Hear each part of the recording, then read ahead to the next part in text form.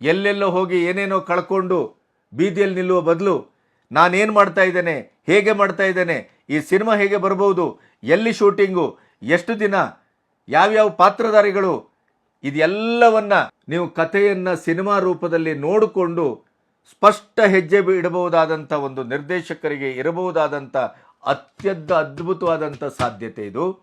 ಒಂದು ಮನೆ ಕಟ್ಟುವುದಾದರೂ ಕೂಡ ನಾವೊಂದು ನೀಲನಕ್ಷೆಯನ್ನು ತೆಗೆದುಕೊಳ್ತೇವೆ, ಆರ್ಕಿಟೆಕ್ಟನ್ನು ಕರಿತೇವೆ, ಇಂಜಿನಿಯರಿಂಗನ್ನು ಕರಿತೇವೆ, ಅವರಿಗೆ ನಕ್ಷೆಯನ್ನು ಹಾಕ್ಕೊಡು ಅಂತ ಹೇಳ್ತೇವೆ.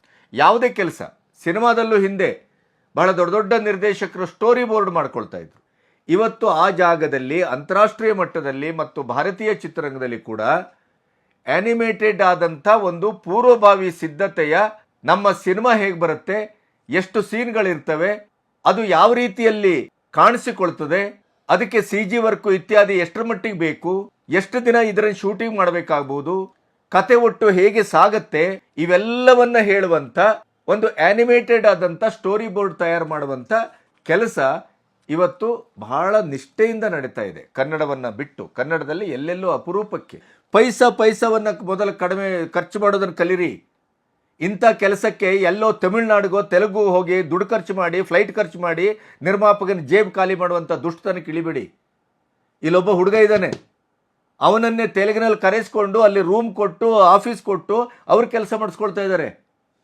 ಅವನ ರೇಟ್ ಎಷ್ಟು ಗೊತ್ತುಂಟ? ಇಲ್ಲಿ ಇವರೆಗೆ ಬಂದಂಥ ಯಾವುದೇ ಆ್ಯನಿಮೇಟೆಡ್ ಬ್ಲೂ ಪ್ರಿಂಟು ಅಥವಾ ಇದಕ್ಕೆ ಏನು ಸ್ಟೋರಿ ಬೋರ್ಡ್ನಂಥ ಒಂದು ಕೆಲಸಕ್ಕೆ ನಾನು ಚಾಲೆಂಜ್ ಮಾಡ್ತೇನೆ. ನಾನು ಅದಕ್ಕಿಂತ ಅದ್ಭುತವಾದಂಥ ಕ್ವಾಲಿಟಿ ಕೊಡ್ತಾರೆ.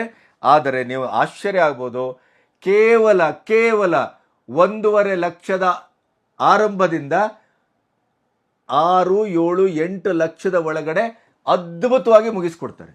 ಇದನ್ನು ಕಣ್ಣಾರೆ ಕಂಡೆ ನಾನು.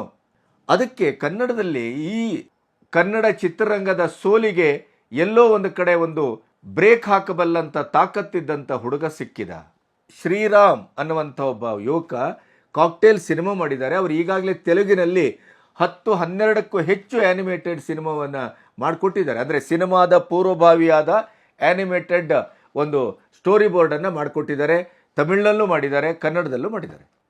ಭಾಳ ಪರ್ಫೆಕ್ಟಾಗಿ ಕೆಲಸ ಮಾಡುವವರು ಇವರು. ಎಲ್ಲ ತೆಲುಗು ತಮಿಳನ್ನ ಈ ವರ್ಕ್ ಮಾಡುವಂಥ ಬುದ್ಧಿವಂತರಕ್ಕಿಂತ ಒಂದು ಕೈ ಮೇಲೆ ಅಂತ ತೆಲುಗಿನವರು ಒಪ್ಪಿಕೊಂಡಂಥ ಕಾಕ್ಟೇಲಿನ ಶ್ರೀರಾಮ್ ಅವರನ್ನು ನಿಮ್ಮೆದುರು ಪರಿಚಯಿಸ್ತಾ ಇದ್ದೇನೆ.